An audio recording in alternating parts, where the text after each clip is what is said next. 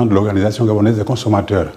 Bien, merci de me donner l'opportunité de dire que les consommateurs sont exclus dans un dialogue inclusif. Je m'explique. Depuis l'avènement du CTRI dans notre pays, les organisations des consommateurs n'ont pas été associées à quoi que ce soit. Or, les gouvernements sont liés par l'ONU, par les principes directeurs de la protection des consommateurs, par les règlements CEMAC sur les organisations des consommateurs. Donc, depuis que le CTRI est arrivé et que le gouvernement est arrivé, nous avons écrit au gouvernement, nous avons écrit au CTRI, nous avons même écrit au président de la transition, nous n'avons pas reçu des résultats. Et donc, nous continuons à travailler. Nous avons applaudi l'arrivée du CTRI, nous nous enthousiasmons, autant nous disons que les organisations des consommateurs, c'était un droit, le droit à la représentation des consommateurs.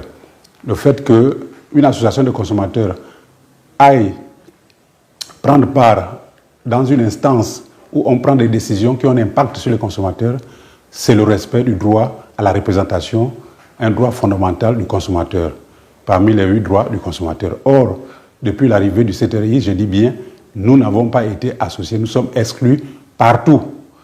Or, dans ces instances-là, ce sont les instances où on prend, n'est-ce pas, des décisions qui ont des effets, des impacts sur l'ensemble de la population, donc les consommateurs. On ne peut pas faire la politique sans les consommateurs. Voilà pourquoi nous intervenons. Nous avons envoyé des contributions pour l'Organisation gabonaise des consommateurs.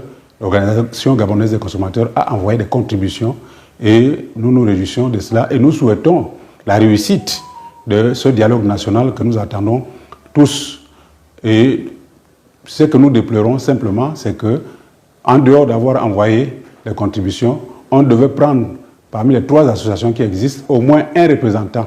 C'est ça que je suis en train de dire, pour que nous ne soyons pas des spectateurs passifs par rapport à la participation au dialogue. On ne peut pas décider sans les consommateurs, qui sont le trait d'union entre les gouvernements et les populations, le trait d'union entre les entreprises et les populations.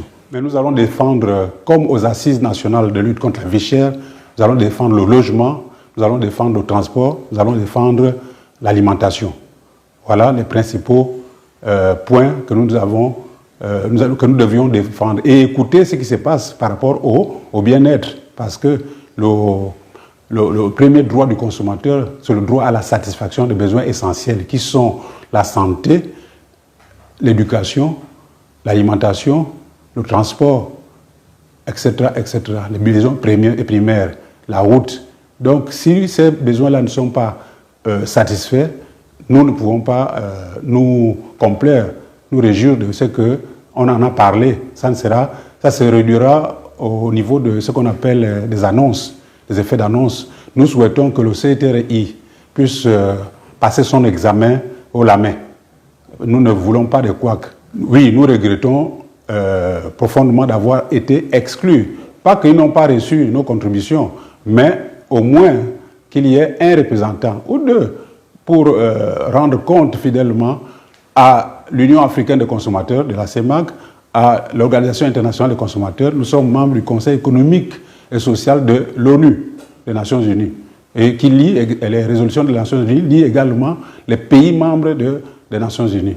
Donc, c'est sur cette base-là que nous intervenons pour dire qu'on ne doit pas être exclu en quoi que ce soit. Non, il ne s'agit pas simplement du dialogue national. Je dis même à l'avenir, qu'on prenne en compte les propositions et même la représentation. C'est un droit fondamental du consommateur, le droit à la représentation. C'est-à-dire le consommateur, les associations de consommateurs doivent représenter les consommateurs partout où se prennent les décisions qui ont un impact dans leur vie, dans leur bien-être.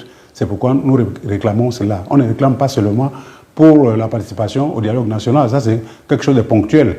Mais nous pensons que demain, il ne faut pas que le CTRI et son président soient enfermés comme le gouvernement déchu, c'est-à-dire avec des gens qui sifflent à l'oreille et puis ils ne comprennent plus rien. Nous souhaitons la participation de tout le monde.